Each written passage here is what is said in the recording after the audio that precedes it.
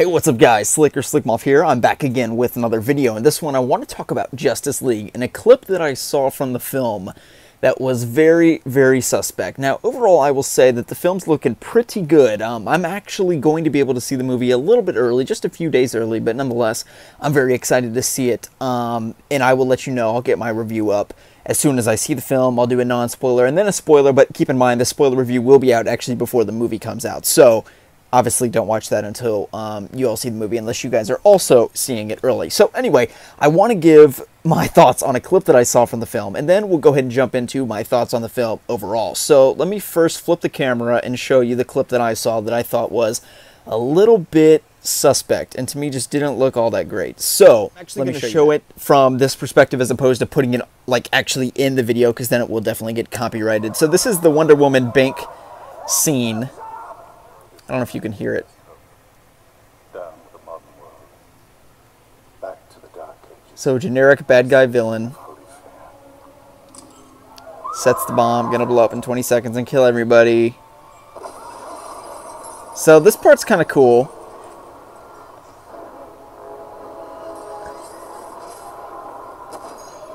You thought that Patty Jenkins went overboard with the slow-mo. Yeah, Zack Snyder's like, hold my beer. Or Joss Whedon, whoever directed this scene. Okay.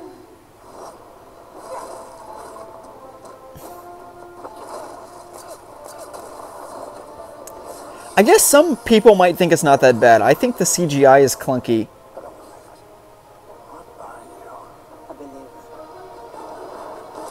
Okay, that part's just cringy, obviously. But here's the thing, is like, it just looks to me like something on the CW. And the way it was cut, like, for instance, she throws the bomb up into the air, right? And then there's no transition. It just cuts to her being like, what are you? And she's like, I'm a believer. And then it's just cringy, in my personal opinion. And it is something like you would see from, like, Supergirl Season 2, in my personal opinion. That's just my personal opinion, though. The CGI is a little bit better than, like, Supergirl, but not that much better. Let's not, like, get overzealous here. But then I also see clips where Batman is assembling the Justice League, right? And I can actually show you a clip from that as well really quickly. Again, I'm not actually showing it in the video because it will definitely get copyrighted. So Danny Elfman's doing the classic Batman score here, which is okay. But this part is just sweet. How many of you are there? So, you know, this stuff is awesome.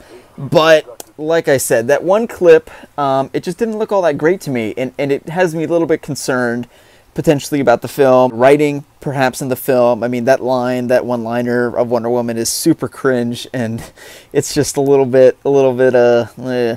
But, and I don't know if you guys agree with me about the editing. It seems like that scene should be, like, twice as long, but it's just, like, cut so much, and it feels as though, with the 2-hour runtime, that there's going to be a lot of things like that, where you can tell that significant chunks were taken out of the scene, where Wonder Woman throws the suitcase into the air, and then literally it cuts, and she's having a conversation with this guy. It's like a montage. It's like a summary of the scene, but not the full scene, if that makes sense. Now, we don't know the context of where that scene is, if it's like a montage where it's cutting between all of the heroes, and then it would make sense that perhaps it was only like a minute long as opposed to like a full 3-minute scene. But either way, it's still choppy, the way the dialogue is interjected, and that scene is just a little bit rough to me. But in fairness, you know, the San Diego Comic-Con trailer for the film is amazing. And overall, it's looking pretty good. I do have some concerns about the movie regarding that in particular. The short runtime in regards to how are they going to balance introducing 3 new characters with Aquaman, the Flash, and Cyborg. So you have 3 new characters. You're introducing Silas Stone. You're introducing potentially the Flash's parents, you know, sort of integral to his origin story. Cyborg's dad, obviously. Silas, we're getting Aquaman. Mira is being introduced, as well as maybe a bunch of people from Atlantis. So a lot to introduce, a lot to deal with. And then, in addition to that, you have to introduce us to Steppenwolf, potentially all of the world of Apocalypse. And in addition to that, you have to introduce us probably to Darkseid. At least if it were my decision, I think it would be smart to do so, because you have to have this idea of a bigger overarching threat, so that you have to show us Darkseid, in my personal opinion, and it would be a big mistake if they didn't, but I wouldn't put it past WB or Just Whedon to have cut that out. But obviously we know for pretty certain that Zack Snyder was intending to have that in the film. We'll just have to wait and see. So hope you guys have enjoyed the video. If you did, give it a thumbs up. Let me know your thoughts on that Wonder Woman clip in particular. It doesn't really worry you about the film.